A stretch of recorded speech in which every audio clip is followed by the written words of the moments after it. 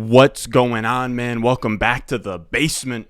I'm Ron, and today we're going to talk about my must-buy and sell Dynasty trade targets. It's going to be maybe the last one of the offseason. We'll see. Maybe I'll do another one over the summer. But I figured because I finished my RS grade library, which not to get too deep into, but my RS grades are pretty much my prospect tiers, prospect grades, prospect model, all of that good stuff. So I have on the Patreon, patreon.com/Ron Stewart, we have my RS grades for quarterback, running back, wide receiver, every single draft class since 2007, my rookie rankings, my rookie comps, my sophomore comps, and now I just finished my year 3 comps very recently. So today, that's what we're going to dive into. We're going to do my must-buy and sells based off of my year 3 comps that my database spit out. And I just picked out 5 players where their comps kind of stood out to me, and we'll kind of talk about if they are buys or sells. So with that being said, if you enjoy the video, make sure you go down below, subscribe, leave a like.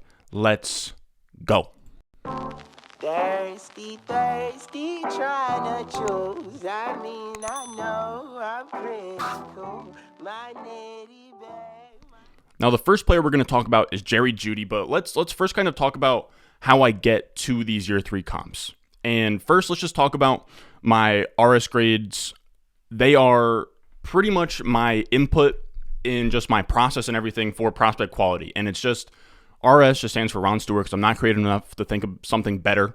But the RS grading system is my prospect model. I rate players on a scale of 1 through 10, and it's a model that takes into account, for wide receiver, it'll take into account their dominator, their receiving yard market share. It'll take into account their receiving yards per team pass attempt, athleticism, draft capital, all of that good stuff, film grade, and it spits out a grade on 0 through 10. Now, that's great and all, right? And that would just order players. But if one of them's like a 7.55 and the other's like a 7.54, I'm not just going to defer the model on something that small. So what we do from there is we tier them, right? So here are the tiers on the screen. We have legendary, which is 10 plus. We have elite, which is 8.41 plus, 85% top 24 hit rate for wide receivers. Legendary is 100%. Gold hits at 45%. Silver hit at 25% for top 24 seasons. Bronze 6%. So that's kind of how that goes through each player. Now, for each position, the hit rates aren't exactly the same, but the strength from legendary through bronze is still the same order. Then to get to the year 3 comps, I take their year 1 point per game and target shares. This is for wide receivers. I take their year 1 point per game and target shares, go 30% both ways. So if you are, I can't do the mental math off of my head. I think actually I can. So if you have a 10% target share, you had a 10% target share in year 1, anybody with a 13% target share and anyone with a 7% target share, that is that range. Then you have the same thing in year 2, but I do 25% each way, so it would be 12.5 and I believe 7.5. But you get what I'm saying. Pretty much these are players that were similar prospects coming out, and then I have similar production through 2 years, and I try to get a list of about 5 to 10 players on each screen grab. So this is what it looks like for Jeudy. And his comps are actually really interesting for a guy this far who hasn't even produced a top 24 season yet, who hasn't really produced a big season yet. He still has some very solid comps through 2 years. And, he has guys like Robert Woods, Michael Crabtree, Will Fuller. I think those guys are all really fair. We don't have a top 24 finish for Jeudy, but he does seem like a guy. My median expectation for him, and I think that some of you guys won't even like that I'm saying this, but I think he's probably going to be a perennial wide receiver 2. I think he's going to have a bunch of wide receiver 2 finishes, like top 24 seasons. I could see him being in that Robert Woods range, between Michael Crabtree and Robert Woods, where we're seeing maybe like 3 to 4 wide receiver 2 in point per game seasons, and then maybe 1 spike top 12 season. I don't think a lot of you guys would be happy with that. It seems like the consensus is that he has like some crazy upside. I see him as more of a, almost like a Tyler Lockett type guy, as a Robert Woods type guy. I think is a good comparison. That's kind of how I see Jeudy, again, on his just median expectation. Again, we are through 2 years and we have not seen even a top 24 finish yet. Now, his floor isn't great. You have Corey Coleman down there. You have Muhammad Massaquoi, who I can't even really remember. Also on top of that, he's a second-round pick. I'm not sure he really belongs in the conversation here. And Corey Coleman was on the Cleveland Browns, where it was just, you had Hugh Jackson. You just had a really ugly coaching staff situation. So I think it's a little bit unfair to group him in with that. I just think Robert Woods, Will Fuller, Crabtree is probably a good group for him, with his floor being pretty much never hitting a top 24 season. So that's not great. Now, I will say I actually like Jeudy at this point. He pops in reception perception. He's this great technical route runner. He was in the 87th percentile versus man as a rookie, 75th percentile versus press. That's really, really strong. We don't have his year 2 numbers yet. I was looking for them on reception perception, but Harmon hasn't done that yet. Now, he also commands targets at a high rate, so he gets open and he commands targets at a high rate. He had a 24.1% target rate on a per route basis last year, despite injury, despite bad quarterback play. CeeDee Lamb only had a 24.7% target rate on a per route basis, so his peripherals look really good. We just haven't seen the production yet. So when it comes to Jeudy, I'm pretty lukewarm on him. I would say that he's a stronghold. I don't have him anywhere because it seems like I think his price has kind of settled down a little bit, but we were at a point maybe like a month or two ago where his price was just insane. I've never been able to get him in a startup. I wasn't able to get him in rookie drafts that year. So I just have nothing. Now, I think he's a stronghold just given the upside that he has with Russell Wilson, right? We have Robert Woods, Will Fuller, and Crabtree up there. Will Fuller benefited that top 12 season from Deshaun Watson. I believe I think Woods hit a top 12 season with Jared Goff. So anything's kind of possible, but with Jeudy getting Russell Wilson, I think that kind of gives him that window to hit that efficiency spike season and have a top 12 season as long as Russell Wilson is there and kind of be sort of like a Tyler Lockett in that offense. And when you kind of break it down into where do you have this player in terms of startup ADP, the reason why I say I'm lukewarm and I actually probably lean hold with Jeudy, he's my 65th ranked player. He's 66 in Adeiko's ADP. So we're right on par there. I would say that he's a hold for me, but I think I would lean slightly sell in leagues that are wide receiver hungry and in leagues that have a Jeudy stand. Jeudy stands, love the guy. They are prepared to pay almost like top 15 prices for him. Here's the issue. My rankings already skew super wide receiver heavy. You guys know I'm not paying up for Joe Mixon, Dalvin Cook, Alvin Kamara, any of those guys when I can just get Leonard Fournette, Aaron Jones, James Conner like 3-4 rounds later. It makes absolutely no sense to me or for me. So that's why I have it like that. But in terms of wide receiver rankings, I actually have Jeudy as my wide receiver 29. ADP has him as wide receiver 20. So we're at the same in terms of where he should be taken in drafts. I'm just never ending up with him because I have a hard time putting him ahead of Chris Godwin, Mike Evans, Hollywood Brown, Keenan Allen, Jamison Williams, Amon-Ra St. Brown, Michael Pittman.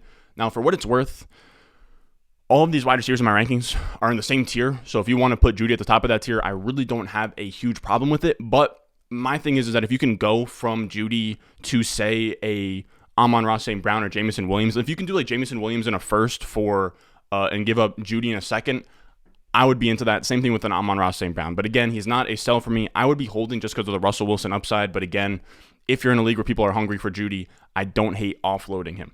Now, our second player, we're going to have him as a screaming buy, or not a screaming buy, but he's a pretty firm buy for me. And that's going to be Chase Claypool. Now, people really fell out of love with Chase Claypool this past year, and I get it, right? He didn't have a great year. He sort of regressed a little bit. He was the wide receiver 35 with 13.4 points per game as a rookie, and he helped people win championships that year. He had a high win rate. Then he sort of regressed last year, where he finished as the wide receiver 33, so ahead of his wide receiver 35 finish the year before, but he only had 11.1 points per game as compared to 13.4 points per game. So he regressed. The biggest issue with him was in the touchdown department. He went from 9 touchdowns as a rookie to 2 touchdowns as a sophomore. Now, when you look at Chase Claypool's profile, being this like 6'4", 230 some odd pounds, maybe even like 240, I can't really remember off the top of my head, 4'4", he seems like a red zone guy, right? Now, you can kind of say Pat Freiermuth maybe took away some of those touchdowns, but I also just think that it was a bad year in terms of touchdown luck for Claypool, and then also on top of that, he had Ben Roethlisberger. Now, I think Ben leaving is good for Claypool. You have Ben leave, and when you have Claypool, who operates down the field, catching deep balls, he was hamstrung by Ben, who couldn't throw the ball deep to him. Now, the issue is that they bring in Mitch Trubisky, they bring in Kenny Pickett, 2 guys that we're not sure are even upgrades to Ben Roethlisberger, but I'm not sure we can confidently say either are downgrades. I think the only downgrade there at QB is that they might have trusted Ben a little bit more than Pickett or a Trubisky, which makes me believe that they might skew a little bit more towards the run and kind of lean on Najee more than they have in years past, where they've been one of the pass-heaviest teams in the NFL.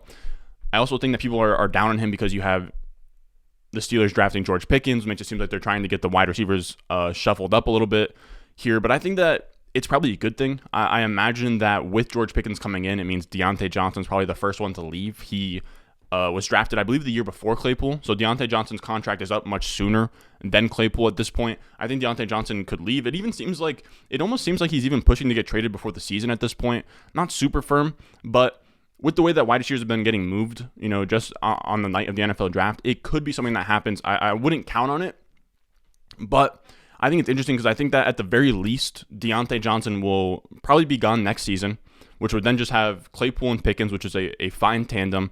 And on top of that, Pickens is his prototype X, and Deontay Johnson plays well on the outside. It seems like there's reports coming out of camp where there's this headline saying that like Claypool is going to be more versatile this year. It seems like they want to use him in this big slot role, which is really, really intriguing for Claypool, where you can move him into the slot and he can just absolutely wreak havoc from there as a bigger guy, almost playing as like a move tight end at that point, but can move like DK Metcalf. So there's a lot of stuff to be excited for with him. Again, he was the wide receiver 33 in points per game last year and only scored 2 touchdowns. It wouldn't shock me at all for him to be a top 30 wide receiver this year. I think he has upside to even flirt with like top 15 numbers. Again, he's turning 24. Not again, but he's turning 24. He's heading into year 2 as a guy who commands targets. He plays downfield with Metcalf athleticism. And you look at the comps here, I haven't even mentioned the comps, but the comps are great. He has Keenan Allen and Deebo Samuel up top, both guys who kind of had, I would say Deebo especially. Deebo's a guy who had a great year 1 and then had a bad year 2. Claypool fits a similar mold. Now, I'm not saying he's going to be Deebo, but I think in terms of ceiling, I think Keenan Allen and Deebo make a ton of sense. I think guys who also are like, they're tough comps because they aren't big wide receivers like Claypool, but like a T.Y. Hilton, a Tyler Lockett, a Sterling Shepard, I think that he doesn't have any top 24 seasons. I'd be shocked if by the end of his career, Claypool didn't have like 2 to 3 top 24 seasons just based off of what we saw in year 1. Again, when you look at this list, 11.1 points per game really isn't that bad, just a little bit less than Deebo. He had 19% target share, a little bit more than Deebo, a lot less than Keenan Allen. I think he's good. I think he can play. He has tons of athleticism. Now, he could be a Darius Slayton, though I think that's a tough comparison as like a day 3 type guy, but I think Christian Kirk is probably a fine comparison. Christian Kirk, a guy who had a fine year 1, had a pretty good year 2 with a 24% target share, and then never really paid off. So I think that is in the cards for Claypool, sadly. He's my 94th ranked player as my wide receiver 41. He's the market's 115 as the wide receiver 46. So I'm 5 wide receiver spots higher and about like 20 picks of ADP higher than consensus. I would be buying Claypool myself, but I already bought him last offseason. I have him almost everywhere, sadly. But if you're out there and you want an upside play at wide receiver, I think that Claypool is a really nice guy to bet on. Now, this next one we're going to talk about Jordan Love, who I've actually had as a firm sell in my rankings for a while now, but I've kind of realized that I have him in that exact range that he goes in. Like, everyone's kind of soured on Jordan Love. He's already pretty cheap. He goes at the 17-11 as a QB 40. That's about where I have him. So I don't think that there's a ton that you can get for him at this point. I have him as a firm sell because there's a very small niche or pocket where I'm not sure if you guys have seen this. There's a very small niche pocket of people that love Jordan Love coming out. He hasn't played enough games for them to decide that he sucks. So they're very bought in that once Jordan Love gets the opportunity, he will be great. So I think that you can sell him to those guys that might overpay. But I wanted to show this, and I really just wanted to highlight other players on his similar career path of didn't play in year 1, played a few games in year 2, but sucked, right? So this is a guy who had a 31.3 passing grade in year 2.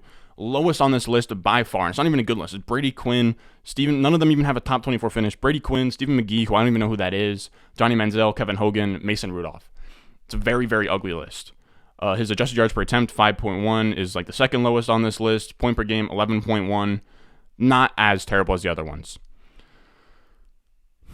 It's interesting because I don't think he's going to be good. I'm actually very certain that he will never be good at this point. I think where he gets interesting is I imagine the day that he gets announced as a starter or the day that he starts a game, his price probably jumps. So I would either sell now to a Jordan Love truther, or I would wait until he eventually starts a game, which we don't know if that's going to be this season or it'll be next season. I don't know what's going to go on with him and Aaron Rodgers, but you have to think that Jordan Love eventually gets a crack at least starting like 3-4 games in a season. So I imagine you can wait until he starts games and then sell him then. But Jordan Love is someone I'm looking to offload. Again, he's like a 17th round pick, so he's not a super firm sell. But if you have like a rebuilding team in your Dynasty League who like needs quarterback help, if you can do like Jordan Love, I'm trying to think of what you can do. Maybe like Jordan Love in a third can get you something in like that Adam Thielen range. I'm not sure. But if you want like a veteran wide receiver, I think that Jordan Love is somebody that could squeak the wheels if you run into the right manager that liked him coming out. Now, the next guy we'll talk about is Darnell Mooney. I thought that his year 3 comps are really interesting as well, where I wouldn't even call him a firm buy or sell for me. I'm exactly on market with Mooney now, whereas I used to be really low on him. He's my 82nd player, my wide receiver 33. He is the market's 86th player, wide receiver 31. So we're right on par here. But I just kind of wanted to highlight his comps because they're really good. But it seems like Mooney, I'm not sure if it's in the redraft realm or if it's in Dynasty or just like the little pocket of Dynasty that I'm in. It seems like he's really losing steam here, Darnell Mooney, where I think people are kind of losing hope on the Bears offense. Nagy's gone, so there was supposed to be some hope, but they go out there, they draft Velus Jones. It's going to be Justin Fields and pretty much the funky bunch out there. Like, it's not going to be a fun offense. It's not going to be a high-scoring offense. So I think people are souring on Mooney, and probably for good reason. But his peripherals just look really good. Again, I say this all the time. We want players that can command targets at a high rate. Last year, next to Allen Robinson, in an awful environment with Matt Nagy and like 2 different quarterbacks, we had a guy command 26.7% of the targets in that offense. Guys that are on a similar path of being a bad prospect, a quiet year 1, a somewhat quiet year 2, but a pretty big target share in year 2, are guys like T.Y. Hilton, Mike Wallace, Kenny Golladay, Deontay Johnson, Cortland Sutton. This is really good company for a guy that went in the 5th round of his NFL draft. Now, you do have some guys that are downside type risks with like Mike Thomas and Johnny Knox up there, who are both not great wide receivers. I think that he probably is more so towards the top, though. Just when you look at points per game, he beats them out in points per game. He has a way better target share. I think Cortland Sutton's probably his floor, where, Cortland Sutton got an injury. He's never really panned out to this point where he's given you a top 24 finish. I think that Mooney is kind of on that trajectory with the upside to have top 12 finishes and be even like a Deontay Johnson, T.Y. Hilton, who are 2 guys I think have similar profiles and similar games to a Darnell Mooney. Now, I think the upside case for him is Justin Fields heading into year 2. He was a prospect that I loved coming out. I still believe in him. And if he takes any kind of step forward, any efficiency boost that he gives to that offense in terms of scoring touchdowns, in terms of more passing yards, more yards per play, anything along those lines, directly boosts Darnell Mooney. And if Justin Fields takes any kind of step this year, Darnell Mooney instantly becomes a top 15 type wide receiver in 2022, which is really interesting for a guy who is only going into his 3rd year. So I don't mind Darnell Mooney at all. I think he's a fine hold. I would even buy in some places where people are souring on him. Again, the market doesn't seem like he is, but just kind of sentiment on just Twitter and podcasts. It seems like people are it seems like people are lower on Darnell Mooney than they were 3 months ago. But I think that might just be, kind of anecdotal type stuff from me. But again, I do think that Darnell Mooney, he's not a super strong buy because the market prices aren't there. But I think that he's a fine hold. And if you are kind of souring on Mooney or anything, I wouldn't. Now, this last one, we're going to play the hits a little bit with Laviska Shenault. Of course, Darkness, my old friend. For everybody that has been with the channel for a while, you guys know that I love Laviska Shenault, or I loved him coming out. I loved his year 2 breakout potential. I will say, looking back on it, his prospect profile was nowhere near as strong as I thought it was. He came out in the RS grading system as a silver wide receiver. In my eyes, without the RS grading system and before I really put pen to paper on a prospect model, in my head, he was probably like a mid-range gold type prospect, which even those don't hit at a super high rate, but I thought that he was a better prospect than he truly was when it came down to it. It's also pretty funny when you look at these comps. He has Lockett, he has Renfro, he has Cordell Patterson, which is actually really funny because him and Cordell Patterson are almost the same guy, where they played a lot of like running back in college, and there could be a world where Laviska Shenault in like 5 years becomes a running back and puts up a top 24 season like Cordell Patterson did. But it's interesting because there's no rushing inputs in this model, in this database. So Cordell Patterson was a natural comp just based off of receiving yardage through 2 years. Now, he's the 178th player on the market. He's my 162. That's not super far off. I have him about a round and a half ahead of ADP. I think he's probably a fine buy to throw in the back of, trade deals. But I think the idea of like Laviska Shenault being this game breaker type guy with like top 5 upside is completely out of the equation for him at this point. But I do think that Renfro, Lockett, Cordell comps aren't the end of the world. I think that I think that Laviska Shenault, before it's all said and done, will have like 1 to 2 top 24 finishes at most, which is still kind of interesting in his price range. Now, it's not super hard to really see him improve at this point. He saw an 18% target share last year, which is really good. It was more than Lockett, more than Renfro, more than Patterson in year 2. The points per game wasn't there, but Lawrence sucked. You had Urban Meyer there. A lot of things working against him. Now, it's not hard to see him improve, right? Trevor Lawrence, he comes out here with Doug Peterson. If he takes any kind of a step forward and elevates this offense, that's huge for Laviska Shenault. The issue is is one ceiling with Laviska Shenault. I think he's at best probably an NFL wide receiver 2 or 3. And the biggest concern is that his coaching regime is gone, right? The guys who bought in and drafted him. You have a new coach coming in Doug Peterson. You have them bringing in new pass catchers, Zay Jones, Christian Kirk, Evan Ingram. They also really like Marvin Jones. So I think kind of off the bat, just to start things out, Laviska Shenault is going to be the wide receiver 4, maybe even the wide receiver 5 behind Laquan Treadwell on the depth chart to start the season. So it's going to be really tough. He's not only going to have to earn targets, he's going to have to earn snaps and earn routes at this point. It's going to be a really good test for him. He could easily fall off the place of the My Lord. He could easily fall off the face of the earth.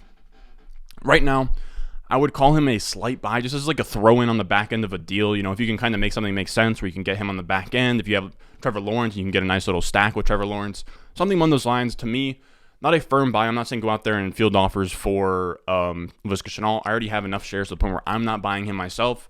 But, again, I don't think he's the worst thing you can do on the back end of a deal. If you can do like Laviska Shenault and a 2023 first for, I'm trying to think of like a very overrated wide receiver I have as a sell right now. I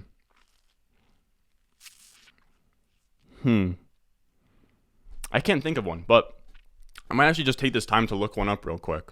Maybe let me go to my Dynasty rankings. I'm just trying to think of like if you can do like Laviska Shenault and a 2023 first for X player plus maybe a second. Let me check real quick on my Dynasty rankings real quick. By the way, my Dynasty rankings, they all have buy and sell designation. So I actually want to see what wide receivers towards, you know, maybe like the wide receiver 30th range that I have listed as sells. Amari Cooper. I wonder, could you do Amari Cooper for, I don't know if you could do Amari Cooper for a 23 first plus Laviska Shenault, but maybe like Amari Cooper for, maybe like Amari Cooper and a third for Laviska Shenault and 23 first. I also think another guy I'd like to sell is Hunter Renfrow. If you can do, I think you'd probably have to do like, maybe even like Renfrow in 2 seconds for Laviska Shenault in a first. I don't know if you could get that done, but yeah, something in that range. Again, not super firm on buying Laviska Shenault, but I do think that he's not a bad throw-in if something makes sense, or if you want to correlate your team with a Trevor Lawrence stack. Now, that's going to do it for us today.